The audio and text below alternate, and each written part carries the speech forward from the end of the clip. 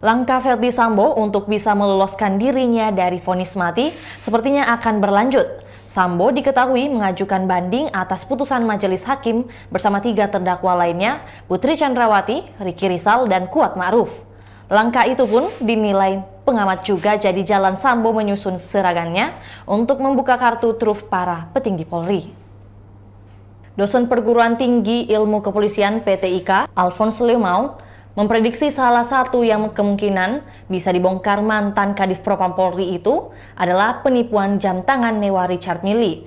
Tentu saja jika permohonan bandingnya agar bebas dari vonis mati yang diajukan tidak diterima oleh hakim. Posisinya Sambo sebagai polisi diyakini betul mengetahui jika ada penyimpangan prosedur dalam perkara penanganan kasus penipuan jam tangan Richard Mille.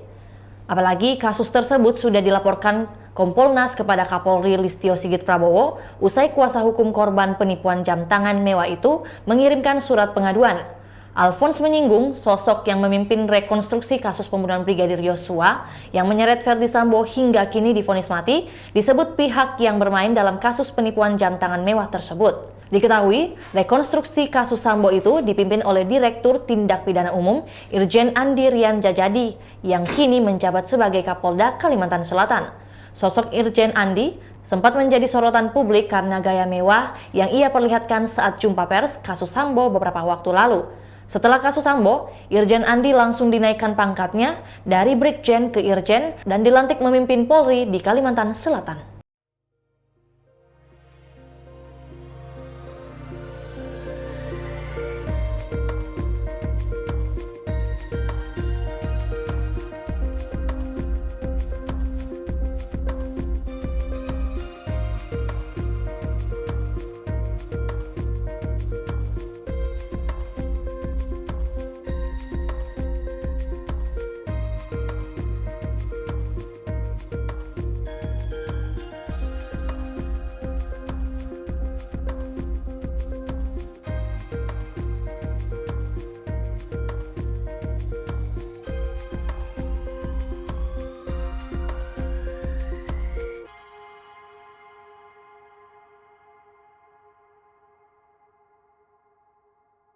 Itulah tadi berita hot news kita pada hari ini. Saksikan berita hot news lainnya hanya di kanal YouTube dan Facebook Tribun Timur.